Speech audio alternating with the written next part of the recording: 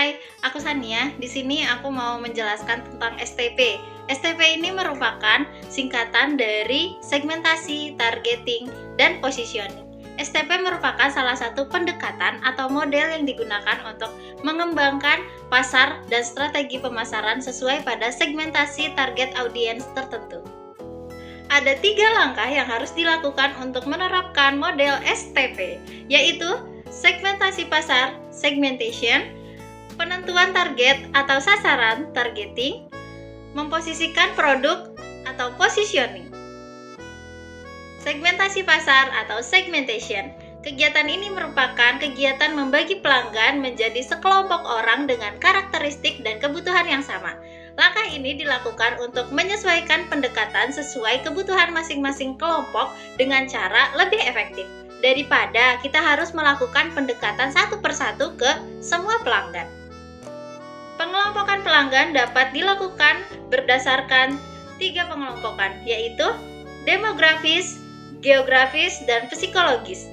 Demografis ini biasanya sesuai usia, jenis kelamin, pendidikan, ataupun pekerjaan seseorang. Untuk geografis yaitu keadaan di wilayah dan lingkungannya. Untuk psikologis yaitu kepribadian, gaya hidup, atau hobi.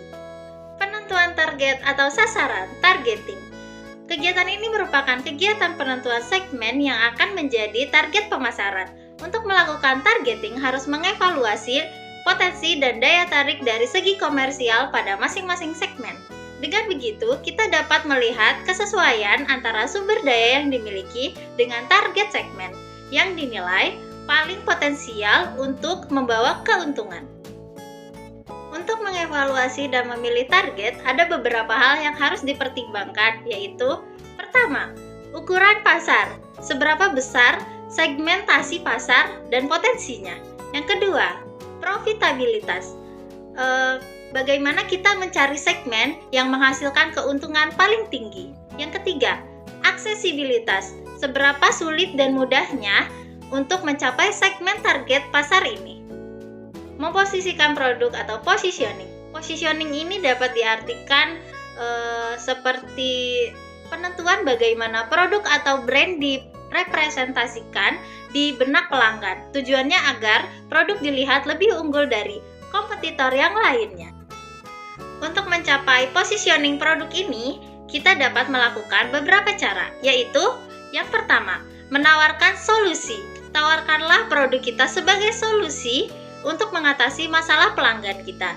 Yang kedua, ada identifikasi USP atau Unique Selling Proposition atau alasan mengapa pelanggan harus membeli produk kita. Tawarkanlah produk kita ini sebagai produk yang tidak dapat ditemukan pada kompetitor yang lain. Nah, setelah menonton video ini, pastikan kamu semakin paham dengan model STP ini ya. Udah dulu, sampai jumpa lagi.